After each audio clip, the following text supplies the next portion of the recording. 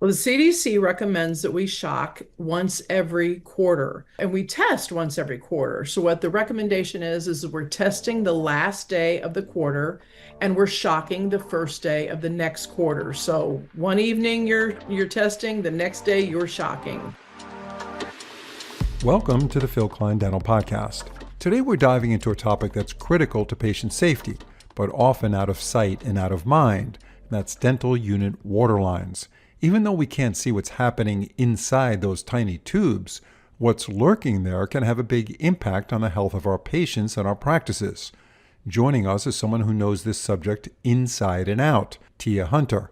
With over 40 years of experience in clinical dentistry, Tija is the immediate past president of the Illinois Dental Assistants Association and has also served as vice president. She's here to share best practices for waterline testing and maintenance, along with simple daily steps to ensure our water stays clean and safe. Plus, she'll let us in on her go-to waterline system and a host of practical tips you can start using right away. Before we bring in our guest, I do want to say that if you're enjoying these episodes and want to support the show, please follow us on Apple Podcasts or Spotify. You'll be the first to know about our new releases, and our entire production team will really appreciate it. Tija, it's a pleasure to have you on the show. Thank you, Phil. It's a pleasure to be here. Thanks for having me. Yeah, I've heard you talk about this topic, podcasts, videos, and so forth, and you have a tremendous amount of enthusiasm when it comes to waterline safety. So we're really happy to have you on the show because, you know, it's kind of under the radar in a lot of ways in people's minds. Our dental team, they know it's important, but you know, it's not the most exciting topic, if you know, if you want to put it that way. But it sure is important. So when someone on the dental team tests the water lines in a dental office, they are primarily checking for microbial contamination, and this includes, you know, general bacteria that can grow in water. And the main goal, as you know, correct me if I'm wrong, is to keep the levels below 500 colony forming units, CFUs, and that's based on a per volume metric, which is a milliliter. Right. And that's recommended by CDC and EPA, and that corresponds to what they consider safe drinking water. So tell us about specifically what's lurking in our water lines, ready to cause havoc as far as infection, contamination, and so forth. And how do we know it's there? How do we know what's actually going on behind the scenes? Well, that's a great question because you don't know what's in your water unless you're testing, and testing becomes so important. But I want to back up a little bit. People don't even know they're supposed to be doing this. You mentioned it. It's kind of under the radar, but it shouldn't be because we have been talking about this for years. And I meet, dental professionals every week, and they're like, "What do you mean water lines? What do you mean? What do we got to do that?" And a lot of times they get them confused with their vacuum lines. And they're like, "What are you talking about?" "Well, we suction out our vacuum lines." And I'm like, "No, two different things." So first of all, is awareness. Let's make them aware that they have to do this. But that testing becomes so important. And I do meet a lot of people that say, "Oh, we treat, we shock, we're good on shocking." And I'm like, "What are your test numbers?" And they're like, "Well, we don't test." And, our favorite saying is you don't know what's in your water unless you're testing it. So there's, a lot of bad guys in our water. The most prominent that we have found in different areas of the country is Legionella, or the Legionella bacteria, better known as Legionnaire's disease, as most people call it. And this has had some devastating effects, especially on children. There was a whole, thing in Anaheim, in Georgia, Anaheim, California, and in Georgia, where we had some pretty significant outbreaks of this because the lack of treating, shocking, the lack of protocols. So Georgia even changed their rules, going into this, and many other states are looking at it.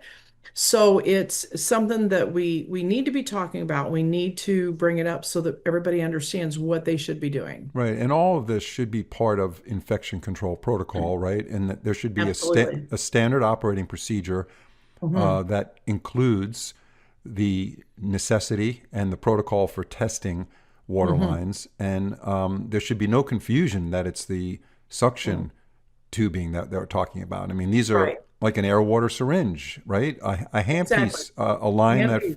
a water line that feeds a high-speed handpiece. And A even, piezo, an ultrasonic scaler. right. Yes. I mean, and what happens if a dental hygienist pulls an old ultrasonic scaler out of a drawer that hasn't been used for 2 years because Oh, theirs broke and that thing's been sitting there with water in it? That's really yeah. scary, dangerous, is it Yeah, not? because you're never going to get all the water out. You know that. So absolutely. I will tell you, when we started opening back up after COVID, when COVID happened, we literally walked out of our offices one day, right? We were told to shut down and we walked out of our offices, probably thinking we'll be back within a few days or maybe even a week, not realizing that this was weeks long, 4, 6, and sometimes it was months. And so you go back into that office and the water's just been stagnant and you're just going to start over again. No, you had to deal with that. And so I was very busy traveling and getting people their water lines flushed and cleaned and shocked and tested before we could even see patients again. It was a Hmm. process. Yeah, yeah, there's no doubt about it. So let me ask you this. What are the risks to our, now again, the risks go across multiple areas here. They go across the patients, Mm-hmm. team members, the practice as a business, right? Because they're legally responsible. What are we looking at as far as an office that doesn't test regularly? They have a patient that gets sick.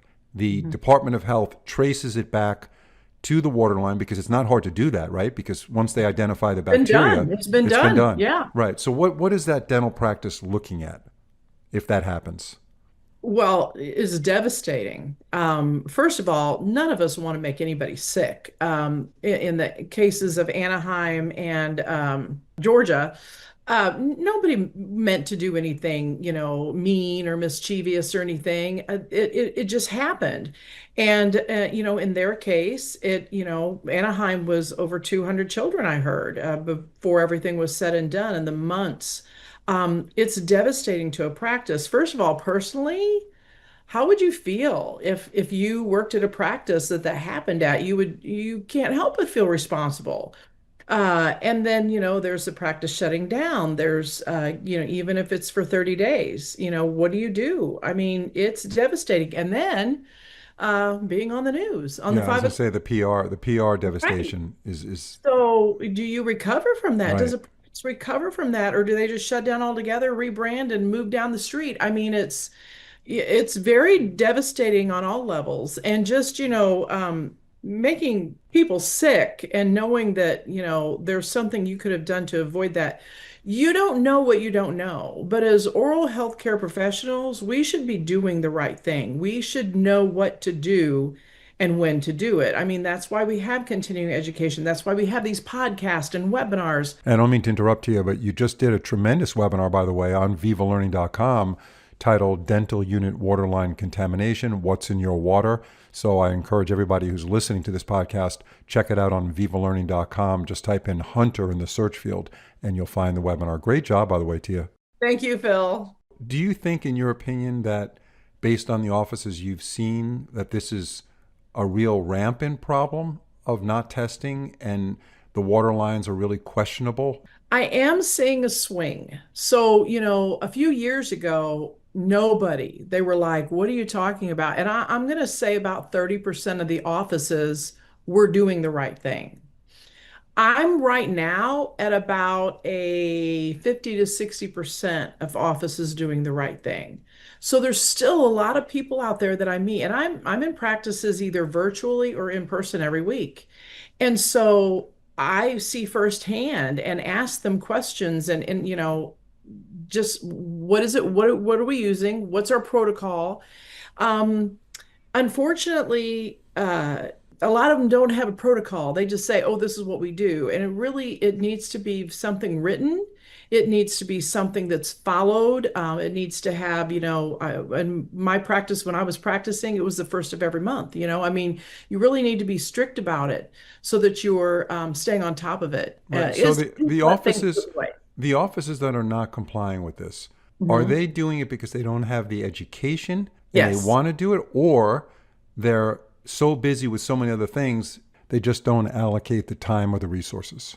More of it is that they just don't know. They don't know what they don't know. Because when you find out, when I show you what's in your water, and I have pictures, they're like, "Oh my gosh, I had no idea." And then they want to do it. They want to find time to do it. They want to make time to do it.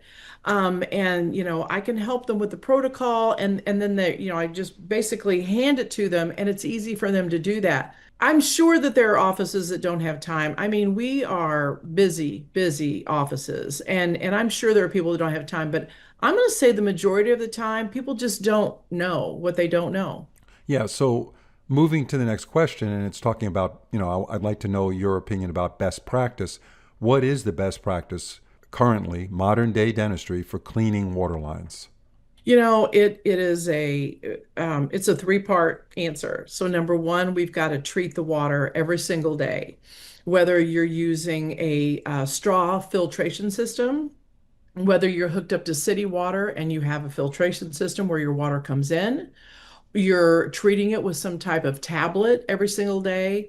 There's a treatment. And so that's the first thing. We've got to treat the water every single day. Of course, use the best source water that's available to us. The second thing is that we have to test the water because we have to know if what we're doing works. So we have to be sure that we're testing the water. We're keeping those test results for 5 years. So for someone who hasn't even started testing yet, they're like, "Oh my God, what do you mean I'm supposed to have these for the last 5 years?" The CDC has been talking about this since the 1990s, and they wrote it in their 2003 guidelines. But we're just really kind of now in the last 5 years, especially since COVID, talking about this. And then the third component of that is the shocking, because you test before you shock all the time. Yeah. If you shock before you test, you're always going to have great numbers. But we want to know where we're at. So it's a three component thing, and a lot of people will say, "Oh, we shock with this." Well, what they're showing me is a treatment. It's not a shock. So it's understanding what the different products are and how they work and in what order you use them in. Yeah, and what do you say to someone that says, well, we've been doing it with diluted Clorox or sodium hypochlorite. We don't need all these extra accessories. That, as far as we're concerned, I've talked to a microbiologist and they say that if you run this through your water lines, you're not going to have any problems with bacteria. What's your answer to that? Well, I would be interested. I always tell them, what is your chair manufacturer saying about that? What is your sales rep saying about that? Right. Because I mean, you can ruin your equipment by putting that in, and so it's human error is huge. And I met one office who put straight Clorox bleach, and they didn't dilute it like you talked about. And I've heard of the diluting, but so you've got to understand the products you're using, and how to use them correctly and what that manufacturer, because now the chair manufacturers, now these units are coming with the IFUs on what you should do and what you shouldn't do. Before we didn't see that. Well, now we're seeing these new chairs come out saying you need to, use this product or a product that works compatible with this, not bleach. Right. So what we're saying is that the advanced materials now that are antimicrobial, that protect our water lines, also have to protect our equipment, right? Absolutely. Right. So that's a big thing.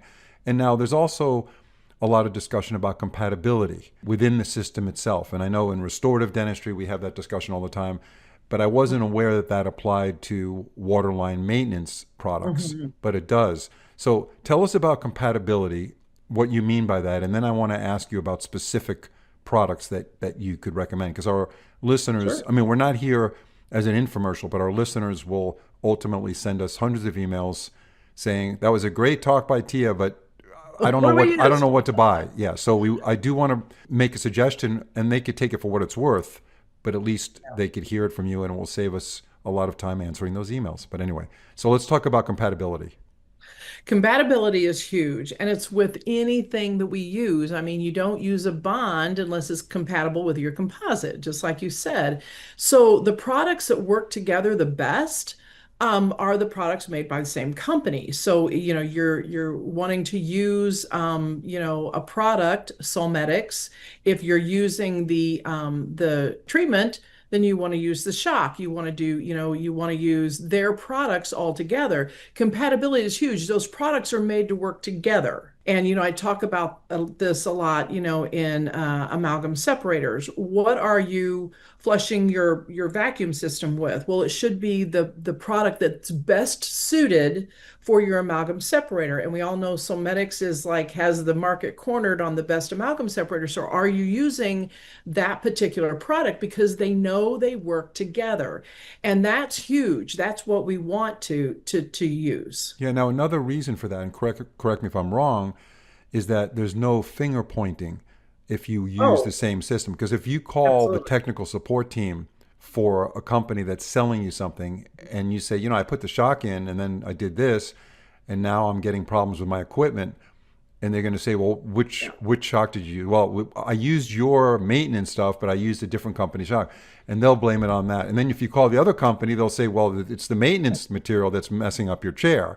So Absolutely. you do rule out a lot of confusion and finger pointing. You want to get rid of those headaches and minimize your stress and take out the variables by working with the same company on a given chore. Waterline maintenance is kind of like a task. So that's a good reason for compatibility, but even more so based on what you said, which is they actually chemically work better together. So getting into the materials themselves, you're a big fan of Stericyl straw in particular. Tell us what that is. It is a straw filtration system that goes into the water. It goes into the water bottle, the self-contained water bottle that is hooked up to the unit, and it is a filter. Most common one, we use it for a whole year. We've got it on there for a whole year, so that it's doing its thing, and it's the best because then you don't have to worry about it. You don't have to, you're not putting a tablet in all the time. As long as you follow, and you will hear me talk about manufacturer's instructions for use 100 times because it's so important that you're following that.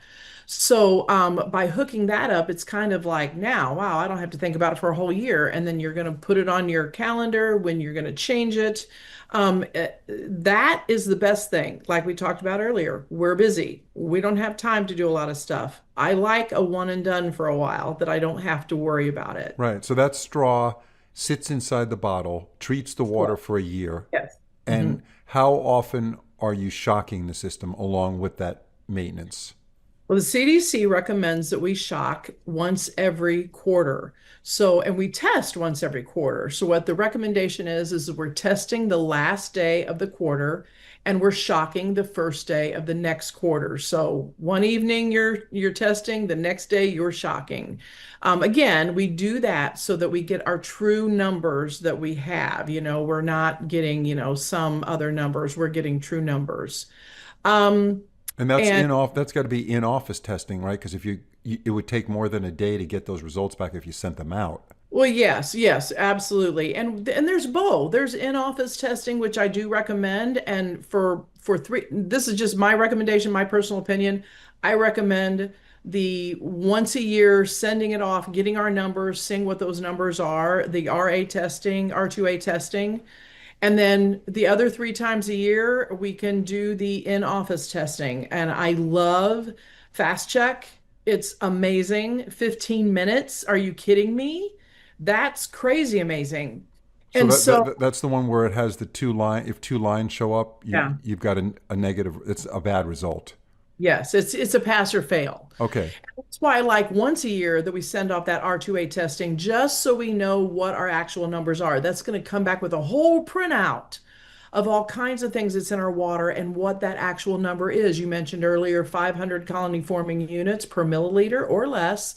So it will tell us, are we at 499 or are we at 10? Hmm. And so that's my recommendation, my personal recommendation, do that once a year so you know what your numbers Okay. are. So you got the quarterly testing, and you want to obviously test before your shock, and you Yes. also want to shock quarterly because that's CDC guidelines. So my question is, if you're doing that and you're following protocol, let's say with the Stericyl system using the straw, is it very unlikely that your CFU count exceeds 500?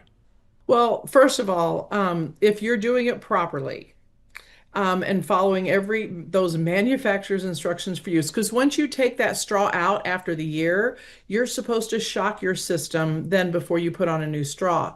I find when people follow the protocol, and I'm big on a written protocol, I just don't want a he said, she said. I want a written protocol. And so if you're following the protocol, you're going to have very few problems. And honestly, the people I see have the biggest problems are the people that are hooked up to city water, or the people that aren't following the protocol. They're not shocking every quarter. Yeah, and they're not testing. They're like, So, oh so even God, if one quarter they missed a shock and yeah, that person was out on vacation, they waited a whole nother quarter to do the shock. That yeah, test could come back as a failure. And so absolutely. it's typically human error which is causing a failure. If you use the system properly, it's almost 100% that you're going to keep and maintain your water lines. Yeah, Is that right? absolutely true. Okay. Absolutely true. Now, how does the shock work? What does that entail? Well, the shock system is really easy. Again, instructions. And I can't say that enough because we're humans and we don't like to look at instructions. We like Right. to throw them down. So read the instructions of, whatever product that you're using and how long does that shock have to sit in the line? Is it 15 minutes? Is it 24 hours? Is it 72 hours? What product are you using? And they're all different. So you want to make sure that you are, following it. And like you said, it's human error. If something happens, generally what we find it is human error that's causing that. So you want to make sure you're following it and you're leaving it in the lines, and running it through the lines the way it tells you to do it. Does that mean it has to be done after all the patients leave for the Oh, day? absolutely. Okay. Absolutely. Some of them are 24-hour shocks. So you have to leave it set in there for whatever period of time it tells you to. So, yes, this is something we're doing not when we're seeing patients, usually on a Thursday or Friday night. Right. That's what I was going to say. You're going to carry that over the weekend to be Oh, sure. yeah. So when you get done testing and it's a pass, and then you shock, and then let's say it's over the weekend, and then you come back on Monday morning, there's nothing more to do on those water lines. Is that right? Nope. Get to work. That's Okay. it. Do you run the air water syringe for a few seconds between Well, I each do that patient? after you're supposed to. What the CDC says is they want it run 1.5 to 2 minutes in the morning to kind of flush everything. The stagnant water is really the issue, and so when you come in the morning, let's say a Tuesday morning, that water's been sitting there not moving all night long. When the water's not moving is where the bacteria builds up. So the CDC recommends we flush 1.5 to 2 minutes, everything, air water syringe, high-speed handpiece line, piezo, ultrasonic scalar line, that we run those for 1.5 to 2 minutes to kind of flush that water out, and that we're doing it 20 to 30 seconds in between each patient. So that really just kind of keeps the water flowing and moving along. That's an important step to do. It's a step I find a lot of people don't know they're supposed to do, but it's such a very important step to keep that water moving. Right. Now, would you recommend a dental practice owner to have one person held to account for all of this? I mean, let's say it's a fairly busy practice. Let's say there's six operatories, and Mhm. you got a nice little staff running around doing all their thing. Who do you assign this responsibility to so that it's documented? Or, and by the way, do you need to document that you flushed out this stuff every morning? Does that have to be documented as well? I don't necessarily do that. It is in the protocol. I don't necessarily document that. I do recommend that every office have a OSHA coordinator and an infection control coordinator. I want those two people to be two separate people. I don't want it to be the same person. We have a lot to do already. So let's spread the love. That one person doesn't necessarily have to do everything, but I want them to oversee it, to make sure it is getting done, to check with Sally, to check with Mary, to check with Tammy, to make sure that all of these things are getting done. But that documentation is key. it holds us accountable. You know how time flies. I mean, you could say, oh my gosh, I had my teeth cleaned 2 months ago. Well, really, it was 10 months ago. Right. And so it holds us accountable. And when we document that and we can look back on it and go, oh my gosh, I should have done that by now, or oh, we have to do that next week. It absolutely holds us accountable. And when Yeah. it is right, then we know who's not educated enough and that we need to educate them more when it wasn't done correctly. Right. And God forbid we have a surprise visit from the Department of Health. Oh, yes. They're going to ask for your OSHA manual and all your documentation for, and I assume all this waterline testing and documentation needs to be in some sort of manual, right? Digital or in print that they could look at Absolutely. and get access Absolutely. to quickly. Yeah. Yeah, that's really important. And So, I'm old school, so I like a book. I like the print that we can actually physically take it out and see it. yeah, yeah, I'm with you on That's that just too. me. I've given up Post-its, but I do like to have some things in print. I'll never give up my Yeah, Post-its. yeah. My wife is literally slowly giving up Post-its, which it's amazing. She must love 3M or something. I don't know what the attachment is there. No pun intended.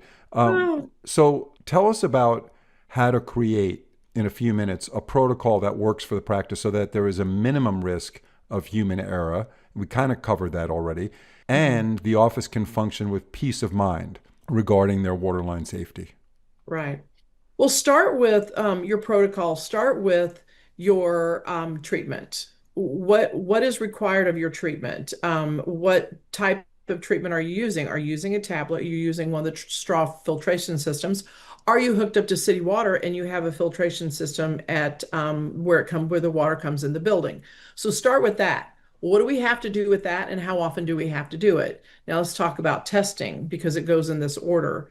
What do we have to do to test? What are the requirements of the particular test kits that we're purchasing? Well, how do we do that? Are we doing the in-house or are we doing the one we send off? And then talk about the shock and then get the instructions for that. You can very easily create your own protocol just by going off of those three uh, very important task, but writing down the instructions on how you do them. And then, of course, recording all of that and then making sure you're keeping it all. And again, keep those test results for 5 years. If you were to start a new practice, or you move to a new practice, or you're an affiliate with the option to buy it or whatever, but you have some skin in the game in a new dental practice, you would look for a system that is totally compatible from start to finish. You're a big fan of Salmenix's system. Absolutely. Yeah. What's the main reason you're sold on them? They have been around a long time and they have done their research. And so when it comes to their products are superior. And for me, I've used them for years. I've been in dentistry for 44 years. I've used their products for years. And I just think that what they invest in their products, I also believe in their customer service. They have amazing customer service for teams, for offices that are like, oh my gosh, why am I not passing? You can call them. Their customer service is amazing. Yeah, That's important. that is very important. Yeah, that's In, very in in important. a world where we have to push one, and if we Yeah. go here or No, that's there, what I say service. that I've done. We're on our, I don't know, 700th episode already, close to it, of on the Phil Klein Dental Podcast Show, and I talked to so many key opinion leaders, and they Mhm. are so adamant about the importance of customer service, because when you're in a hectic situation in a dental practice, you need to get an answer, and you Mhm. actually get somebody that could get on the phone and troubleshoot with you and say, okay, Absolutely. tell me about your system, tell me this, when did you do it last, when's your last documentation, okay, here's what we should do, close that operatory down for 48 hours, and this is what you should do. I mean, it's That's it's huge. huge, huge. Yeah, yeah, and that's to me that's really important, because a lot of these products, I don't know anything about Solmenix's products chemically. I'm sure it's very good and it works. Otherwise, you wouldn't be talking about it and people wouldn't be using it. But I'm sure there are other companies that have possibly similar products that could reach the same end goal. But I can't be sure. But the technical support part of it is a major deal, It's and a their track record. They big. have a very good reputation, which is really As I important. said, they've been around for years. I Yeah. mean, they pretty much, when you've been around that long, you know what you're doing. You don't stay. You and I Hopefully, both know you don't hopefully. stay around a long time if you don't know what you're That's not doing. what my wife says, man. I've been She's around a kept long. you all these years. Yeah, she's kept me all these years. All right. Goodness gracious. You take care. And Thank Tia, you. you don't look like you've been practicing 44 years. So hats off to you. You're doing something right. You And I don't. don't even have makeup on today, so Yeah, so thank good for you. All right. Have a great evening. Thank you so much. thank you, Phil.